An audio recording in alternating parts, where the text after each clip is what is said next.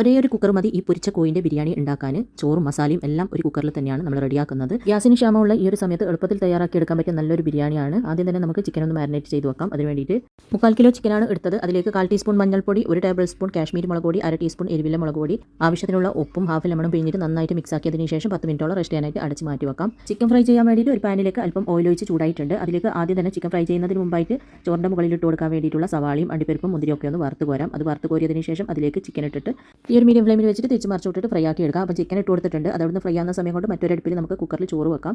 Cooker ചൂടായി വരുമ്പോൾ 2 table സ്പൂണോളം ഗീയും 1 ടേബിൾ സ്പൂണോളം വെളിച്ചെണ്ണ ഒഴിച്ച് കൊടുക്കാം. അതൊന്ന് ചൂടായി വരുമ്പോൾ പട്ട, ഗ്രാമ്പു, ഏലക്കായി, കുരുമുളക്, കുറച്ച് ചെറിയ ജീരകം ഇട്ടിട്ടൊന്ന് മൂത്ത് വരുമ്പോൾ അതിലേക്ക് ചെറിയൊരു കഷ്ണം സവാളയും കുറച്ച് കറിവേപ്പില ഇട്ടിട്ട് അതൊന്ന് മൂത്ത് വരുമ്പോൾ അതിലേക്ക് 2 കപ്പ് ജീരകശാല റൈസ് നന്നായിട്ട് കഴുകി അതിലേക്ക് കുറച്ച് വെള്ളം ഒഴിച്ചിട്ട് 10 മിനിറ്റ് കുതിർത്തിയതിന് ശേഷം അതിൻ്റെ വെള്ളമൊക്കെ കളഞ്ഞെടുത്തതാണ്. അത് ഇതിലേക്ക് ഇട്ട് കൊടുക്കുക. ഈ ഒരു ചോറ് വറുത്തിട്ടാണ് വെക്കുന്നത്. 2 മിനിറ്റ് വറുത്തതിന് ശേഷം ഇതിലേക്ക് 1 കപ്പരിക്ക് 2 കപ്പ് എന്ന അളവിൽ വെള്ളം ഒഴിച്ച് കൊടുക്കുക. 2 കപ്പരിക്ക് 4 കപ്പ് വെള്ളമാണ് ഒഴിച്ച് കൊടുത്തത്. ഇനി ഇതിലേക്ക് കുറച്ച് ക്യാരറ്റ്, ലെമൺ ജ്യൂസ്, ആവശ്യത്തിനുള്ള ഉപ്പ് ഇട്ടിട്ട് നന്നായിട്ടൊന്ന് മിക്സ് ആക്കിയതിന് ശേഷം അടച്ചിട്ട് ഹൈ ഫ്ലെയിമിൽ 2 വിസിൽ വരുന്നത് വരെ വേവിക്കുക. അപ്പോഴത്തേക്ക് നല്ല അടിപൊളി നെയ്ച്ചോറ് റെഡിയായി കിട്ടും. 2 വിസിൽ വന്നതിന് ശേഷം അടുപ്പ് ഓഫ് ആക്കിയിട്ട് കുക്കറിൻ്റെ പ്രഷർ പോകുന്നത് വരെ ഒന്ന് വെയിറ്റ് ചെയ്യുക. അതിനുശേഷം ഓപ്പൺ ചെയ്ത് നോക്കുക. അപ്പോൾ ഇതാ നല്ല അടിപൊളി ചോറായി കിട്ടിയിട്ടുണ്ട്. ഇനി ഈ ചോറൊന്ന് മാറ്റി വെച്ചതിന് ശേഷം ഇതേ കുക്കറിൽ തന്നെയാണ് നമ്മൾ മസാലയും റെഡിയാക്കുന്നത്. അപ്പോൾ ഇതാ കുക്കർ ചൂടായി വരുമ്പോൾ അതിലേക്ക് നമ്മൾ ചിക്കൻ ഫ്രൈ ചെയ്തെടുത്ത ഓയിലിൽ നിന്ന് കുറച്ച് ഓയിൽ ഒഴിച്ച് കൊടുക്കുക. എന്നിട്ട് 3 വലിയ സവാള കട്ട് ചെയ്തത്, 1 തക്കാളി കട്ട് ചെയ്തത്, അല്പം ഉപ്പും കൂടെ ചേർത്തിട്ട് നന്നായിട്ടൊന്ന് മിക്സ് ആക്കിയതിന് ശേഷം ഇതിലേക്ക് 1/4 കപ്പ് വെള്ളം കൂടെ ചേർത്തിട്ട് നന്നായിട്ട് മിക്സ് ആക്കിയിട്ട് അടച്ച് വെച്ചിട്ട് 2 വിസിൽ വരുന്നത് വരെ വേവിക്കുക. 2 വിസിൽ വന്നതിന് ശേഷം അടുപ്പ് ഓഫ് ആക്കിയിട്ട് കുക്കറിൻ്റെ പ്രഷർ പോയതിന് ശേഷം ഓപ്പൺ ചെയ്ത് നോക്കുക. അപ്പോഴത്തേക്ക് ഉള്ളിയും തക്കാളിയൊക്കെ നന്നായിട്ട് വഴന്ന് കിട്ടിയിട്ടുണ്ടാവും.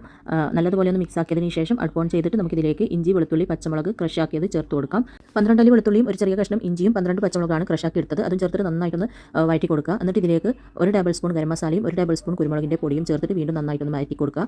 നന്നായിട്ട് വഴറ്റി ഇതിലെ വെള്ളമൊക്കെ കുറച്ചൊന്ന് വറ്റി തുടങ്ങുമ്പോൾ ഇതിലേക്ക് ഹാഫ് ലെമണും കൂടെ പിഴിഞ്ഞ് കൊടുക്കാം. ഞാൻ ഇതിൽ തൈര് ചേർത്ത് കൊടുക്കുന്നില്ല, ലെമൺ ജ്യൂസ് മാത്രമാണ് ചേർത്ത് കൊടുക്കുന്നത്. നിങ്ങൾക്ക് വേണമെങ്കിൽ കുറച്ച് തൈരും കൂടി ഇതിലേക്ക് ചേർത്ത് കൊടുക്കാം. എന്നിട്ട് കുറച്ച് മല്ലിയില കൂടെ ഇട്ടിട്ട് നന്നായിട്ടൊന്ന് മിക്സ് ആക്കി കൊടുക്കുക. അതിനുശേഷം ഇതിലേക്ക് ഫ്രൈ ചെയ്തെടുത്ത ചിക്കനും കൂടെ ചേർത്തിട്ട് നന്നായിട്ട് മിക്സ് ആക്കിയിട്ട് ഒരു 5 മിനിറ്റ് ചെറിയ തീര് വെക്കുക. എന്നിട്ട് അടുക്കൊന്ന് മിക്സ് ആക്കി കൊടുക്കുക. ചിക്കൻ്റെ ഫ്ലേവറൊക്കെ നന്നായിട്ട് ഇതിലേക്ക് ഇറങ്ങാൻ വേണ്ടിയിട്ട്. അപ്പോൾ ചിക്കനെല്ലാം ചേർത്തിട്ട് ചെറിയ തീര് വെച്ചിട്ട് 5 മിനിറ്റോളം ആയിട്ടുണ്ട്. ഒന്നുകൂടെ നന്നായിട്ട് മിക്സ് ആക്കിയതിന് ശേഷം കുറച്ച് സവാളയും അണ്ടിപ്പരിപ്പും മുന്തിരിയൊക്കെ വറുത്തത് അതിലേക്ക് ഇട്ട് കൊടുക്കുക. പിന്നെ കുറച്ച് മല്ലിയില ഇട്ട് കൊടുക്കുക. എന്നിട്ട് നമ്മൾ റെഡിയാക്കി വെച്ച ചോറ് മുഴുവനും ഇതിലേക്ക് ഇട്ട് കൊടുക്കുക. ചോറ് ഇട്ടതിന് ശേഷം മുകൾ ഭാഗം ഇതുപോലെ ഒന്ന് ലെവലാക്കി കൊടുക്കുക. അതിനുശേഷം അതിൻ്റെ മുകളിലായിട്ട് കുറച്ച് ഗരം മസാല ഒന്ന് വിതറി കൊടുക്കുക. പിന്നെ മല്ലി, പുതിനയില കട്ട് ചെയ്തത്, അണ്ടിപ്പരിപ്പ്, മുന്തിരി വറുത്തത്, സവാള വറുത്തതെല്ലാം ഇട്ടിട്ട് നമുക്കിത് അടച്ചിട്ട് ദം ചെയ്യാനായിട്ട് വെക്കാം. ചെറിയ തീയിൽ ഒരു 5 മിനിറ്റ് വെച്ചാൽ മതി. ഒന്ന് ചൂടായാൽ മാത്രം മതി കേട്ടോ. ബാക്കി അതിൽ നിന്ന് ആയിക്കോളും. 5 മിനിറ്റിന് ശേഷം അടുപ്പ് ഓഫ് ആക്കുക. പിന്നെ ഇത് വിസിൽ വന്ന് പോകരുത്. 5 മിനിറ്റിന് ശേഷം അടുപ്പ് ഓഫ് ആക്കിയിട്ട് ഒരു 15 to 20 മിനിറ്റ് ദമ്മാവാനായിട്ട് വെക്കുക. അതിനുശേഷമാണ് നമ്മളിത് തുറക്കുന്നത്. അപ്പോൾ നമ്മൾ പാത്രത്തിലാണ് വെക്കുന്നതെങ്കിൽ 20 മിനിറ്റെല്ലാം അടുപ്പ് കത്തിച്ചിട്ട് തന്നെ വെക്കണ്ടേ. കുക്കറിലാകുമ്പോൾ ഈ ഒരു രീതിയിൽ 5 മിനിറ്റ് ഒന്ന് ചൂടാക്കിയതിന് ശേഷം മൂടി തുറക്കാണ്ട് വെച്ചാൽ മതി. അവിടെ നിന്ന് ദമ്മായിക്കോളും. അപ്പോൾ ഇതാ 15 മിനിറ്റിന് ശേഷം ഞാനിതൊന്ന് ഓപ്പൺ ചെയ്തിട്ടുണ്ട്. കണ്ട ആവി പറക്കുന്നുണ്ട്. അതിനെ ഒന്ന് മിക്സ് ആക്കിയതിന് ശേഷം നമുക്ക് ചൂടോടെ തന്നെ സർവിംഗ് പ്ലേറ്റിലേക്ക് സെർവ് ചെയ്യാം. കണ്ട വളരെ എളുപ്പത്തിൽ കുക്കറിൽ ഉണ്ടാക്കിയ നല്ലൊരു പൊരിച്ച കോയിൻ്റെ ബിരിയാണി ഇവിടെ റെഡി ആയിട്ടുണ്ട്. എല്ലാവരും ഉണ്ടാക്കി നോക്കുക. കുക്കർ മാത്രം മതി നമുക്ക് ഈ ഒരു ബിരിയാണി ഉണ്ടാക്കാൻ. അടിപൊളി രുചിയാണ്. അപ്പോൾ എല്ലാവരും ഈ ഒരു ബിരിയാണി ഉണ്ടാക്കി നോക്കുക. അത് ഇഷ്ടപ്പെട്ടാൽ ലൈക്ക് ചെയ്യുക, ഷെയർ ചെയ്യുക, സബ്സ്ക്രൈബ് ചെയ്യാത്തവർ